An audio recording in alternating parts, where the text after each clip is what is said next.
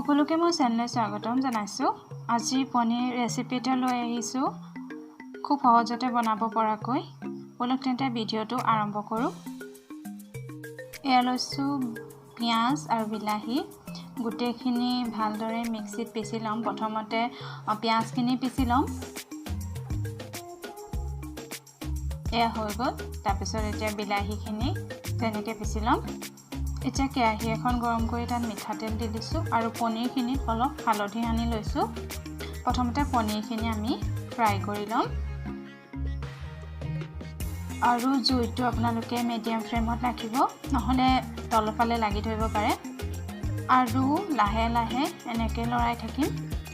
অলপ ৰঙচুৱা হোৱাকৈ ভাজিলেই হ'ব। আপোনালোকে ডিপ ফ্ৰাইও কৰিব পাৰে।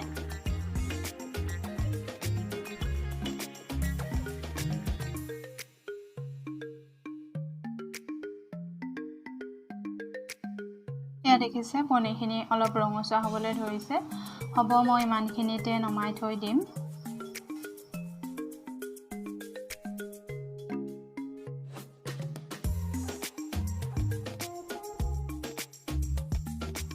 আকৌ একেটা কেৰাহীতে মই পিছি থোৱা পিয়াজখিনি দি দিছো আৰু এতিয়া গোটেইখিনি ভালদৰে মিলাই লৈছো।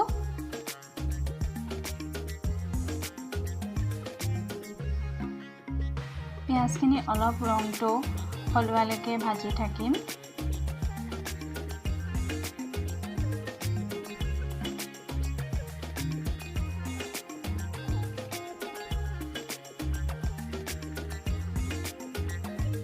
পিয়াজখিনি অকণ ৰংটো সলনি হোৱাত এতিয়া পিছি থোৱা বিলাহীখিনিও দি দিছো। এতিয়া গোটেইখিনি ভালদৰে মিলাই ল'ম। দুয়োখিনি অলপ ৰঙচুৱা হোৱালৈকে ভাজি থাকিম। এয়া দেখিছে ৰঙচুৱা হৈ আহিবলৈ ধৰিলে। ইয়াত মই ৰেড চিলি পাউডাৰ 1 চামুচ, ধনিয়া পাউডাৰ 1 চামুচ আৰু জিৰা পাউডাৰ 1 চামুচ দি দিছো। এতিয়া গোটেইখিনি ভালদৰে লৰাই ল'ম আৰু গেছটো মিডিয়াম ফ্লেমত ৰাখিছো।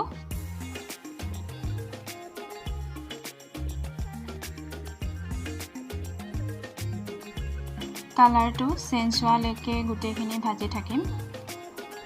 এতিয়া দিছো প্ৰয়োজন অনুসৰি হালধি।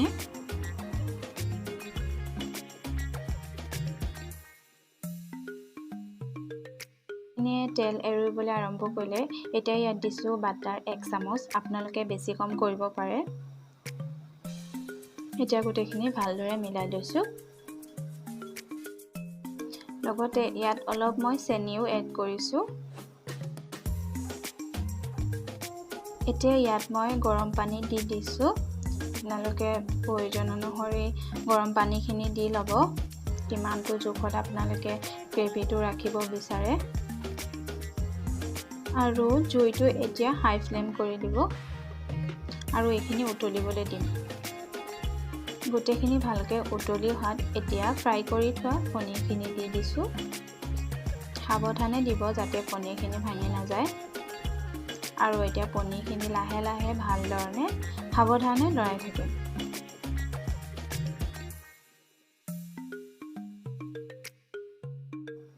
এতিয়া গ্ৰেভিখিনি 5 মিনিটমানৰ কাৰণে উতলিবলৈ দিম।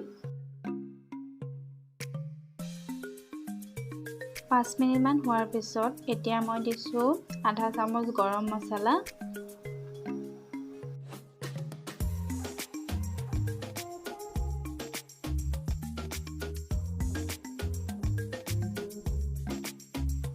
আৰু শেষত দিছো মই অলপ কস্তুৰী মেথি। এইটো অপচনেল হয়, আপোনালোকৰ যদি থাকে দিব, নাথাকিলে নিদিব পাৰে, কোনো কথা নাই।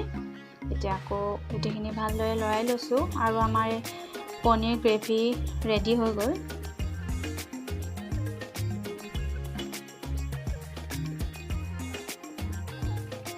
এয়া আমাৰ পনীৰ ৰেডি হৈ গ'ল। লাগিছেনে বাৰু ৰেষ্টুৰেণ্টৰ নিচিনা? যদি ভিডিঅ'টো ভাল পালে লাইক, শ্বেয়াৰ, কমেণ্ট আৰু ছাবস্ক্ৰাইব কৰিবলৈ নাপাহৰিব। ধন্যবাদ সকলোকে মোৰ ভিডিঅ'টো চোৱাৰ বাবে।